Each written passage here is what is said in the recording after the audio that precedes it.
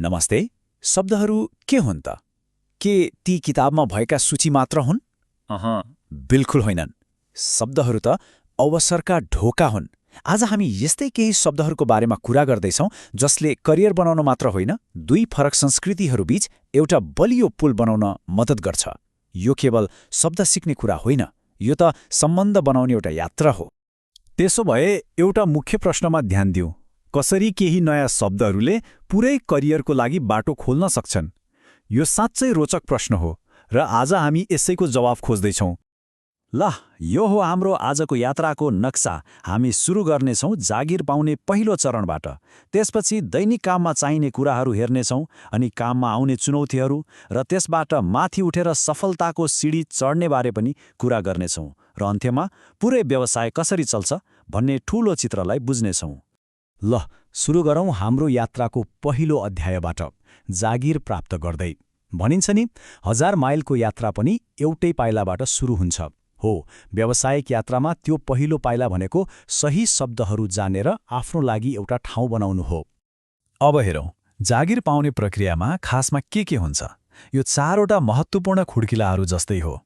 सबैभन्दा पहिले त सिन्छङ अर्थात् सिन्छङ मतलब आवेदन दिनु पर्यो। त्यसपछि आउँछ मेन्जप वा मेन्जप, जहाँ आफ्नो क्षमता देखाउने मौका मिल्छ। यदि सबै कुरा ठिक भयो भने सनबाल अर्थात् सनबाल, तपाईको छनौट हुन्छ। र अन्तिममा सबैभन्दा महत्त्वपूर्ण चरण हो खियाक अर्थात् खियाक, जहाँ सम्झौतामा हस्ताक्षर गरेपछि तपाईको यात्रा आधिकारिक रूपमा सुरु हुन्छ। यहाँ एउटा कुरा बुझ्न एकदमै जरुरी छ। जाग्यक अर्थात् छाग्यक भनेको तपाईको योग्यता हो, तपाईको सिप, तपाईको ज्ञान। तर छिगप अर्थात् छिगप भनेको तपाईले वास्तवमा गर्ने काम वा पेशा हो। योग्यताले पेशाको ढोका खोल्छ, तर पेशा पाउनु भनेको त्यो ढोकाबाट भित्र छिर्नु हो। ल, जागिर त पाइयो। अब सुरु हुन्छ वास्तविक काम। आउनुहोस्, अब कार्यस्थलको दैनिक जीवनमा डुबौँ र त्यहाँ हरेक दिन चाहिने महत्त्वपूर्ण शब्दहरू के हुन् त्यो सिकौँ। हामीले अरू कुनै पनि कुरा गर्नुभन्दा पहिले सबैभन्दा महत्त्वपूर्ण शब्दबारे जानौँ। त्यो हो आञ्जन अर्थात् आञ्जन। यसको अर्थ हो सुरक्षा। याद राखौँ है, जुनसुकै काम होस्, जहाँसुकै होस्, सुरक्षा सधैँ पहिलो प्राथमिकतामा हुनुपर्छ। हरेक कार्यस्थल आफैमा एउटा सानो संसार जस्तै हो। त्यहाँ आफ्ना दोङ्ग्ल्यो अर्थात् थोङ्ग्र्यो वा सहकर्मीहरू हुन्छन्। हामी खिगे अर्थात् खिगे मतलब मेसिनहरू र थोगु अर्थात् थोगु वा औजारहरू प्रयोग गर्छौँ। हरेक दिनको काम एउटा इल्छङ अर्थात् इल्छङ वा तालिका अनुसार चल्छ र यो सबै कुरा राम्ररी चलाउन हामी सबैले ख्युछिक अर्थात् ख्युछिक वा नियमहरूको जुन्सु अर्थात् छुन्सु मतलब पालना गर्नुपर्छ। हेर्नुहोस्, काममा सधैँ सबै कुरा सोचे जस्तो हुँदैन। कहिलेकाहीँ चुनौतीहरू आइपर्छन्। अब हामी त्यस्तै अवस्थाहरूको लागि तयारी गरौँ। यस्तो बेला सही शब्दहरू जान्नु एकदमै महत्त्वपूर्ण हुन्छ, किनभने जब समस्या आउँछ तब सञ्चार नै सबैभन्दा ठूलो हतियार बन्छ। एउटा कुरा हामीले स्वीकार्नै पर्छ, काममा कहिलेकाहीँ मुन्जे अर्थात् मुन्जे वा समस्याहरू आउँछन् र कहिलेकाहीँ दुर्भाग्यवश सागो अर्थात् सागो वा दुर्घटनाहरू पनि हुन सक्छन्। यी शब्दहरूलाई चिन्नु र समयमै प्रयोग गर्न सक्नु नै समाधानतर्फको पहिलो पाइला हो।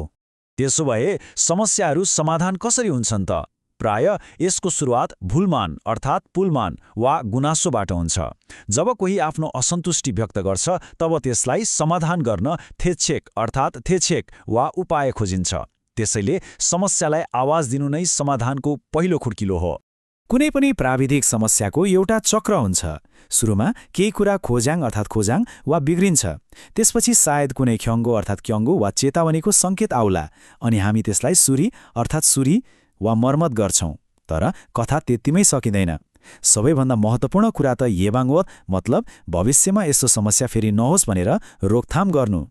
ल, समस्याहरू समाधान भयो। अब माथि हेर्ने बेला भयो। अब आफ्नो करियरमा अगाडि बढ्ने कुरा गरौँ। आफ्नो महत्त्वाकांक्षालाई भाषा दिउँ र प्रगति गर्न चाहिने शब्दहरू सिकौँ। आखिर सफलताको सिडी चढ्न के चाहिन्छ त? यसको सूत्र यी 4 शब्दमा लुकेको छ। पहिलो हो नोर्यक अर्थात् नोर्यक मतलब अथक प्रयास। जब सोचे जस्तो तुरन्तै हुँदैन तब चाहिन्छ इन्ने अर्थात् इन्ने मतलब धैर्य। अनि आफ्नो शिल्यक अर्थात् शिल्यक वा वास्तविक क्षमता त देखाउनै पर्यो र बाटोमा आउने हरेक बाधालाई खुकपोक अर्थात् खुकपोक मतलब जितेरै छाड्नुपर्छ। त्यो सबै मेहनत, धैर्य र प्रयासको फल के हो त? त्यो हो सिङ्जिन अर्थात् सुङजिन, बढुवा। यो एउटा शब्द मात्र होइन, यो त व्यावसायिक यात्रामा एउटा ठूलो माइलस्टोन हो, प्रगतिको एउटा ठोस प्रमाण हो। तर कुरा बढुवामा मात्रै सकिँदैन। यी सबै प्रयासहरूको अन्तिम र सबैभन्दा मूल्यवान नतिजा त सङसाङ अर्थात् सन्जाङ हो, व्यक्तिगत र व्यावसायिक विकास। यो पदभन्दा पनि ठूलो कुरा हो। यो त हाम्रो क्षमता, अनुभव र आत्मविश्वासमा हुने वृद्धि हो। अहिलेसम्म हामीले व्यक्तिगत यात्राको कुरा गर्यौं, अब एकछिन रोकिएर अलि फराकिलो दृष्टिकोणबाट हेरौं। पुरै कम्पनी कसरी चल्छ? यसको भाषा के हो? आउनुहोस् यो ठूलो चित्रलाई बुझ्ने प्रयास गरौं। कुनै पनि व्यवसायको मुटुमा के हुन्छ? त्यो हो नोदोङ अर्थात् नोदोङ मतलब श्रम। यो त्यो मानवीय इन्जन हो जसले पुरै कम्पनीलाई चलाउँछ, अगाडि बढाउँछ। ज्यालाको लागि कामदारले गर्ने हरेक काम, हरेक सेवा यही श्रमको हिस्सा हो। एउटा कम्पनी कसरी चल्छ त? यसको नेतृत्व क्यङयङ अर्थात् क्यङयङ वा व्यवस्थापनले गर्छ। कम्पनीले मुयक अर्थात् मुयक वा व्यापार मार्फत कारोबार गर्छ। यसमा सुछुल अर्थात् सुछुल विदेशमा सामान पठाउने काम पनि पर्न सक्छ। र यी सबै कामहरू कम्पनीको फाङछिम अर्थात् फाङछिम वा नीति अनुसार निर्देशित हुन्छन्। अन्ततः यो पुरै यात्राले हामीलाई कहाँ ल्याइ पुर्यायो त? यो अहि अर्थात् अहिवा शब्दावलीबाट सुरु भएर इहे अर्थात् इहे मतलब गहिरो समझदारीमा पुग्छ। शब्दहरू केवल अक्षर मात्र होइनन्, तिनीहरू ज्ञान, सम्बन्ध र अवसरका ढोका खोल्ने साँचो हुन्। र अब अन्त्यमा एउटा प्रश्नमा सोच्न छोडेर जाँदैछु। जब हामी एउटै भाषा बोल्छौँ, एउटै शब्दावली साझा गर्छौँ, के हामी केवल काम मात्र गरिरहेका हुन्छौँ र? होइन, हामी सँगै अरू के निर्माण गरिरहेका छौँ? सायद हामी विश्वास, समझदारी र सबैभन्दा महत्त्वपूर्ण कुरा एउटा साझा भविष्य निर्माण गरिरहेका छौँ। यसमा एकपटक सोच्नुहोला है।